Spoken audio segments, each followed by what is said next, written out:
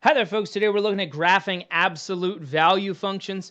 And typically, when we run across something that we've never graphed before, we start off graphing it the same way, using an XY chart. The first time you ever graphed a line, used an XY chart. And then we looked for patterns after we graphed it to see if there was a shortcut that we could use. I'm going to do the same thing here. So the first absolute value function we're going to graph is y equals the absolute value of x. And if you don't remember absolute value is the distance from 0.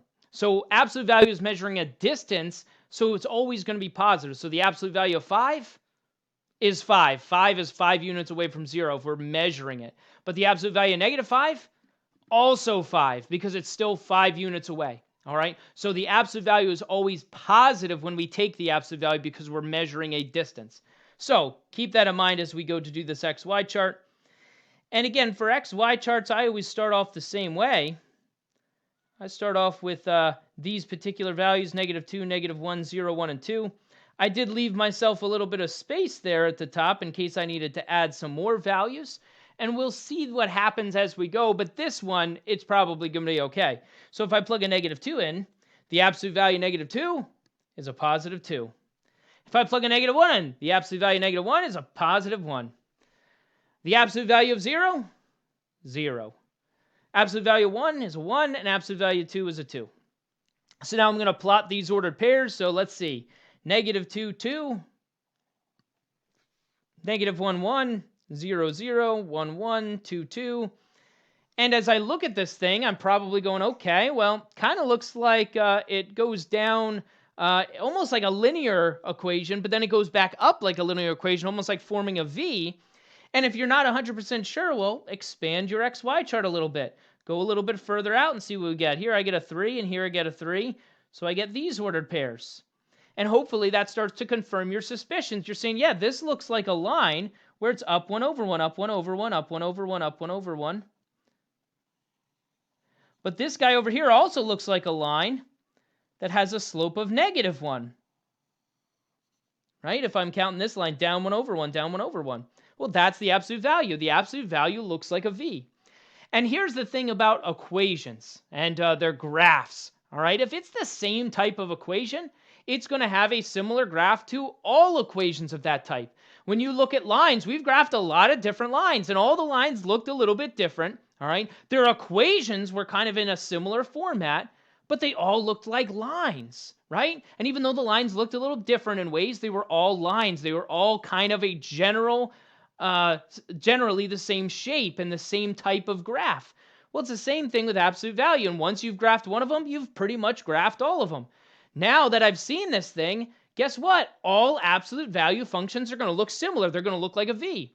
Will that V be exactly the same? Will it have a vertex, which is this point right here? The vertex is that maximum or minimum value. Will they all have a vertex of 0, 0? Well, no. Will they all be this exact same shape, or will some V's be skinnier and some V's be wider? Yeah, some of them will look a little bit different, but they'll all be this kind of V shape, all right? And the idea here is we want to start graphing more and more of these to see if there's patterns that emerge when we change certain things so that we can graph them more efficiently and do it a little bit quicker, okay? So if I look at something like this guy, again, go to an XY chart. So I start with an XY chart and say, okay, let's do an XY chart and see how we do. I'm going to give myself a little more space this time, because I don't know what it's going to happen. And as we start to, well, I do know what's going to happen, but you don't know what's going to happen here. I don't know how many points we're going to need, all right? So I just start plugging in. Now, be a little bit careful here. So I plug the -2 in. -2 minus 3 is a -5. The absolute value of -5 is a positive 5. -2 is a positive 3.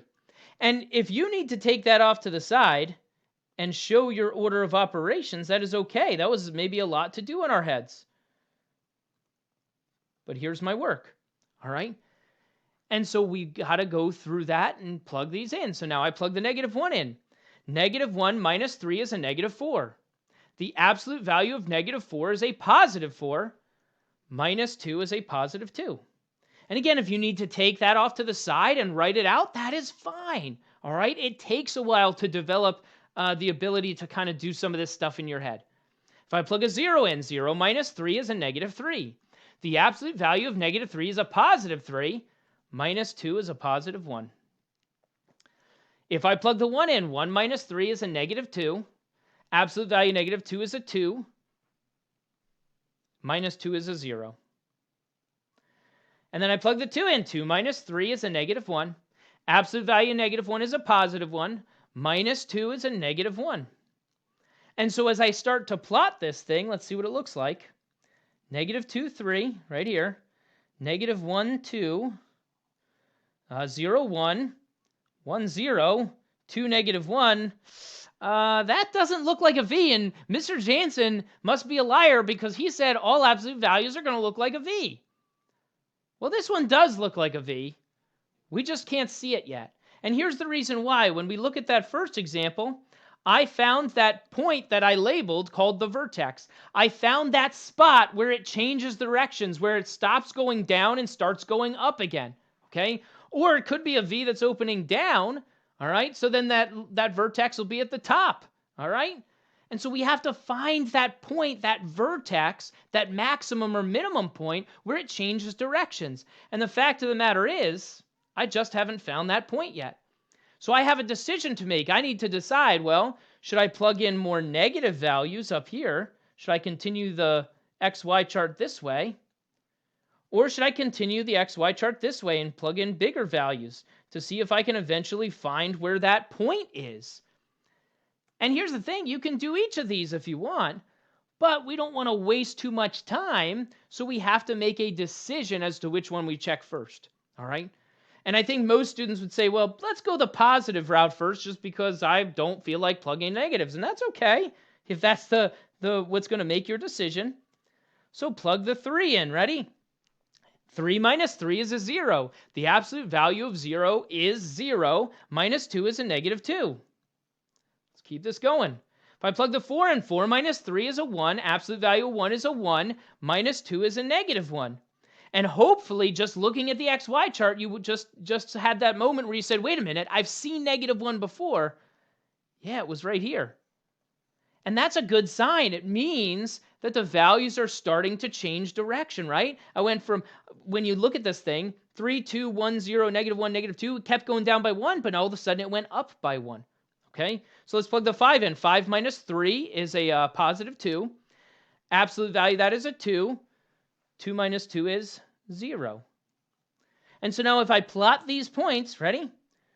3, negative 2, 4, negative 1, 5, 0. Is there any need for me to plug in those other values that I wrote down, the negative 5, the negative 4, the negative 3? No. I've seen what I need to see. I see the vertex, which is that point we were looking for, and I see the pattern is up 1 over 1.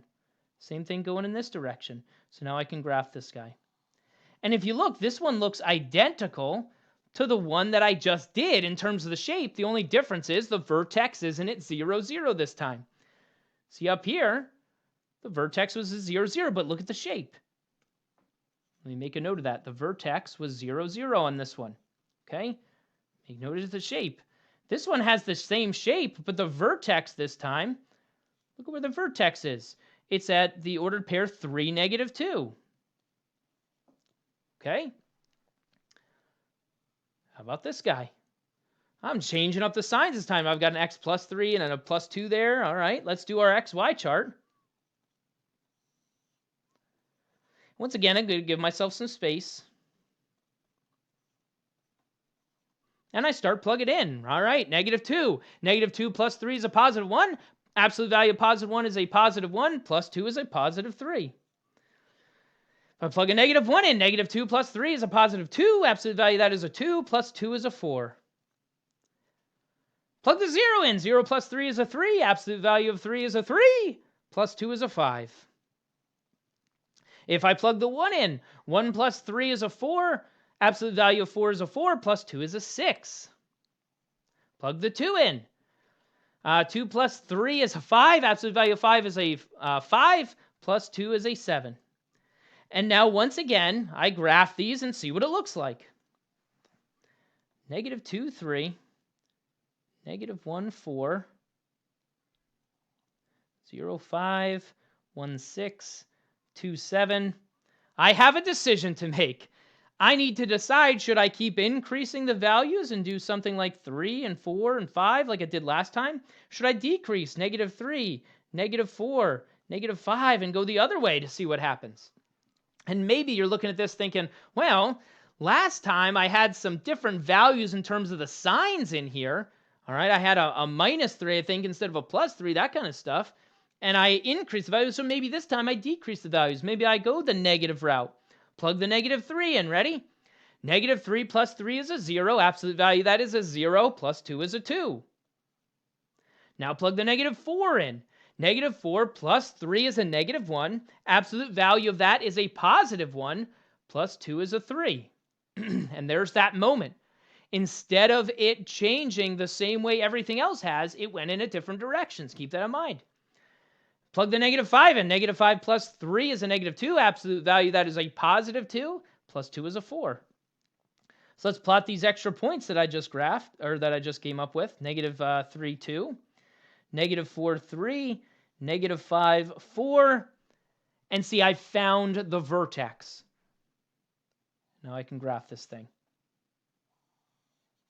And so the vertex this time, let's write it off to the side. The vertex this time is -3, 2.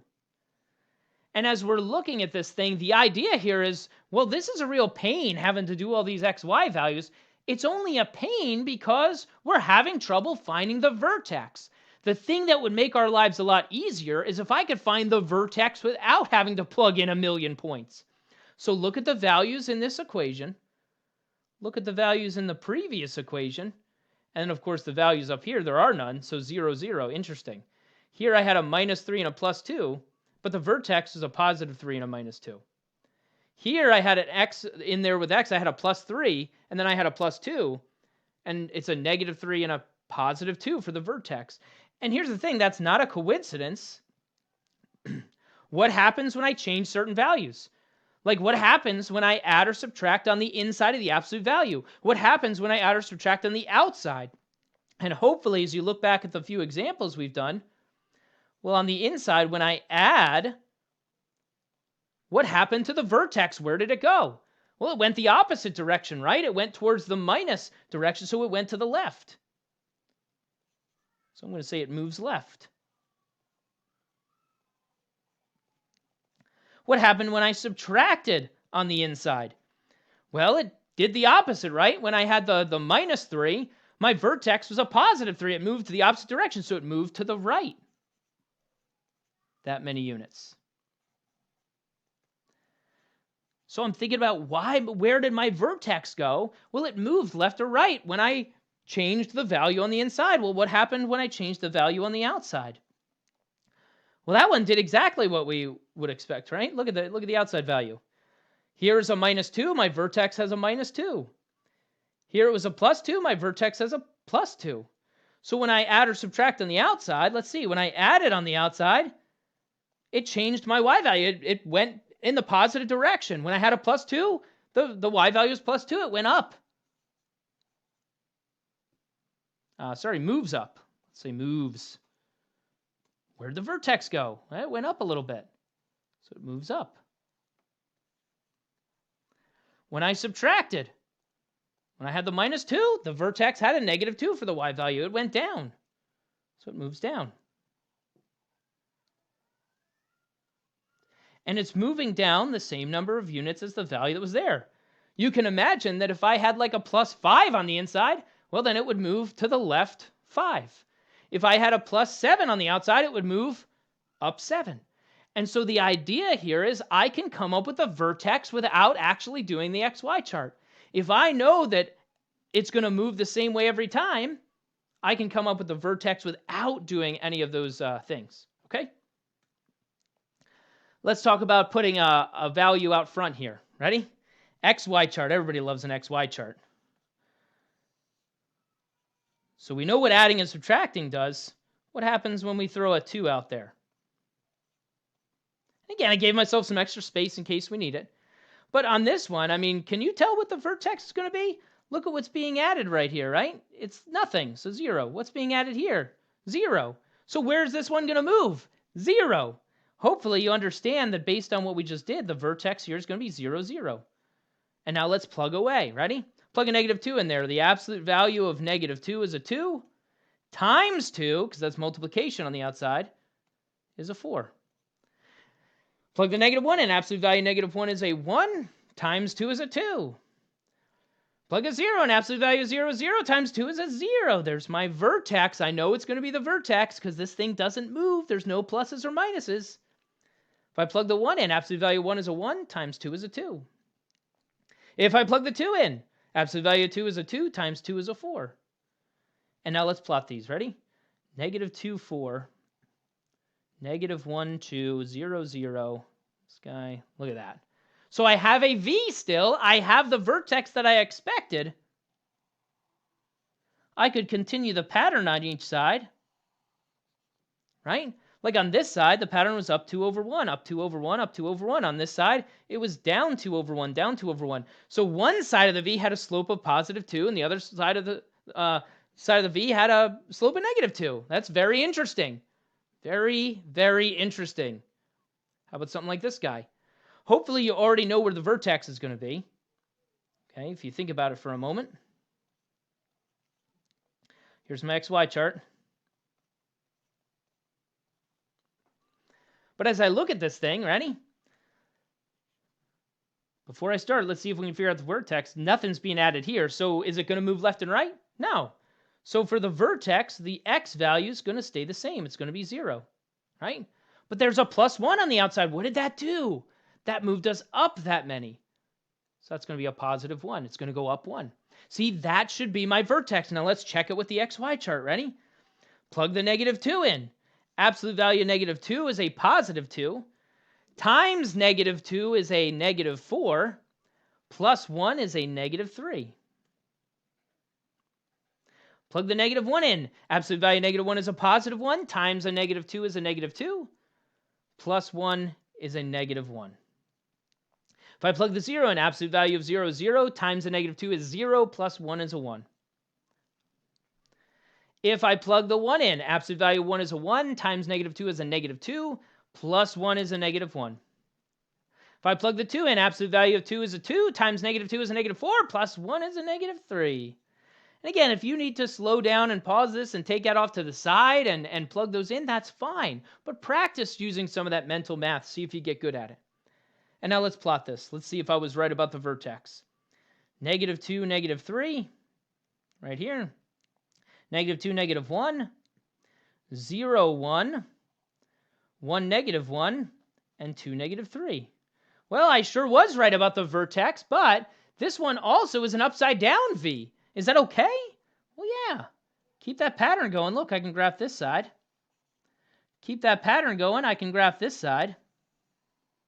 And so I look at this thing, and when I look at the slopes of each side, the slope on the left is a +2.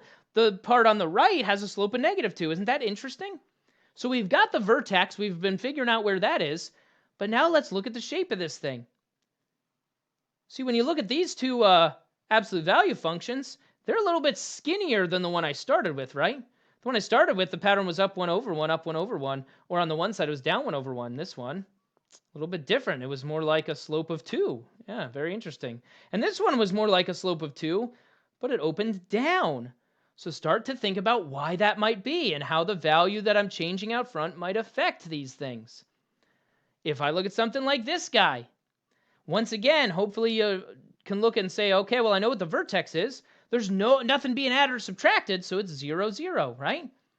The vertex only changed when I added to x or subtracted from x, or when I added on the outside or subtracted on the outside. That's how it moved left, right, up, down. So it's just 0, 0. It doesn't move.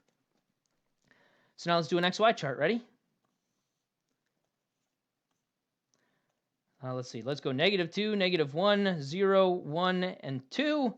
Oh, I didn't leave extra space. I should have left some extra space because I'm sure you're going to want to plug in a bunch of extra values here. Yeah, I love plugging in values, Mr. Jansen's the best. All right, let's plug in -2 in. Absolute value -2 is a +2 times 1/2 is a 1. Absolute value -1 is a +1 times 1/2 is 1/2. Absolute value 0, 0 times 1/2 is 0. Absolute value 1 is a 1 times 1/2 is 1/2. Absolute value 2 is a 2 times 1/2 is a 1. And now I could plot these. Ready? -2, 1. There's a 1/2, 0. Ooh, that might be a little hard to see. You know, we might want to plug in some more values like 3 and 4, or like -3 and -4. Okay, and if I plug some of those guys in, let's go with the 3, that's like 1.5, 1.5. If I plug the 4 in, absolute value of 4 is a 4 times 1/2 is a 2. Going the other way, this ends up being a -1/2 and a -2. And so let's extend this a little bit. Okay, now it's a little bit easier to see. Can you see the pattern? Ignore the fractions in between. Go from one nice point to the next nice point, up 1/2, up 1/2, up 1/2, up 1/2, or down 1 back 2, down 1 back 2. Okay, on this side it's down 1/2. Now look at that thing. And so as we start to think about that value out front, all right, how does that affect the graph? Well, let's see. How does the value in front affect the graph? Well, let's first talk about whether it's positive or negative. Here, I have a positive value. Here's a negative value, and here's a positive value. What can you conclude about it being positive or negative? Well, all the positive ones have been regular V's, right? But the negative one was an upside down V. So it's the direction of opening, okay? So when it's positive, positive opens up, okay? And when it was negative, well, that's when the thing opens down. It was an upside down V. Okay, so that was one thing we should have noticed. The other thing we noticed is the shape. When you look at this last one we graphed, it was really wide. But these guys were really skinny. Compared to the first couple, we're kind of in between there. And here, look at the value out front. If you can't see it, it's a 1. And think about how we counted out the slope of each of those lines. Here it was a 1. Think about how we counted out the slope of each of those lines. Here it was a 1. Think about how we counted out the slope of each of those lines. Here it's a 2. And think about the slope. Kind of resembled a slope of 2 on each side.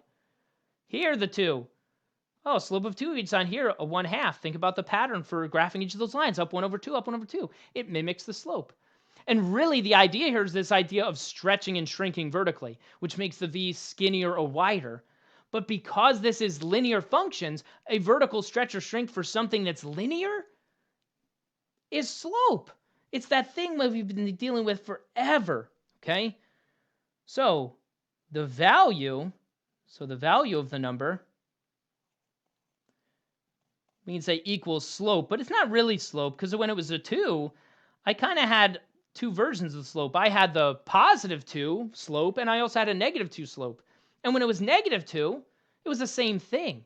All right, so we have to kind of take that with a grain of salt. It acts like slope, but it gives us two different versions of the slope. And then the value being positive or negative just tells us, hey, what kind of V should this be? Should it be up or down? Okay. So something like this. Let's see if we can graph it without an XY chart, because that's the goal. We don't want to sit here hunting around for values, all right? I don't want to do an XY chart every time. So let's talk about the vertex. So think about what's happening here. So the +4 right here, which way does that move the vertex? Well, that did the opposite, right? So that's going to move it to the left 4, so -4. And think about the value that was out here, the +2. That was the one that went up and down, right? And it moved in the direction we would expect it to move. The plus moved us up. So it's going to move up 1. So the new vertex is going to be -4, 1. And then look at this value right here. The value out front being a -2. Is this thing going to open up or down? Well, because it's negative, I know that this is going to open down. It's going to be a V that opens like this, okay? And then the slope, I'll put it in quotes, the slope is going to be kind of like a 2, right? Isn't that the pattern that it's going to follow? So let's graph this thing. Ready? -4, 1. It opens down, right? So I need a V that kind of opens downwards with a slope of 2. Watch this. That's a slope of 2. And then in the other direction, a slope of -2. And how did I know to do the slope of +2 on one side and -2 on the other side? Well, because I needed to make sure this opens down. See, watch this. If I did the +2 going this way, and the negative 2 going this way, does this v open the right direction? No, it's process of elimination, guys. So there we go. Opens down with kind of a slope of 2 on each side. Okay, I've got the positive version of the slope and the negative version of the slope. And you can easily check it with an XY chart. Even just knowing the vertex, it narrows down where our XY chart should be and which values we should choose. Okay? So here's the general format for an absolute value function. We've kind of gone through this and discovered all of these pieces, but it's y equals a times the absolute value of x minus h plus k, where hk is the vertex. And once again, notice the minus sign built into the formula. So this is the opposite of the h value. So we see the opposite of the h value. So make sure you change the sign when you come up with the vertex, okay? If a is positive, it opens up. If a is negative, it opens down. And then we use the value of a like the slope, okay? So let's do another one. So here we are. Let's identify the vertex. Vertex on this one, remember, the opposite of the h values here. So the opposite of that is a positive one. And then this one, notice there was no minus sign built into the formula for this guy. So whatever we see here, that's the value. So if we see a positive 3, then the vertex is going to be a positive 3. And again, that's no different than what we were doing. We said, hey, the minus moves us to the left or to the right, so that's a positive 1. The plus 3 moves us up, so that's a positive 3.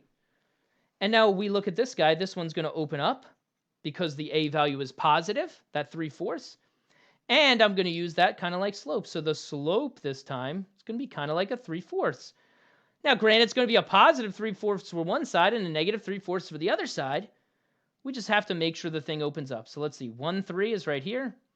Opens up, so that's up 3/4. And I have to do the same thing in the other direction. Okay?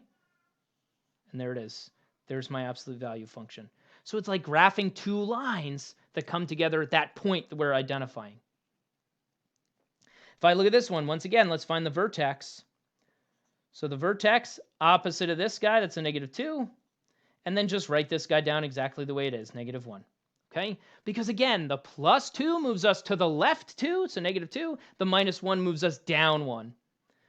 And now look at the a value. If we can't see it, there's actually a 1 here, so it's a negative 1. So this thing opens down. And the slope in general is going to kind of look like a slope of 1. So here we go. Negative 2, negative 1, down here. It opens down with a slope of 1, so down 1/1 in each direction. We're creating that v by determining which side is going to have the slope of positive 1 and which side is going to have the slope of negative 1. But we want to make sure that v opens down. Okay? And really, the reason we go through and kind of do that discovery base doing the XY charts is because we need to understand that this doesn't just apply to absolute value functions. We'll see later that this applies to all functions. That, hey, when we add, it moves it left and right. Okay, when we add inside, it moves us to the left, and we subtract inside, it moves us to the right. When we add on the outside, it moves us up, and we subtract on the outside, it moves us down. That's true for all functions. Okay, just so happens that an easy way to do it is say, hey, vertex opposite this guy just as it is. All right, and even those a value things, the opening up or down, that will apply to other functions. It's just easier here to think about it as the slope. Okay.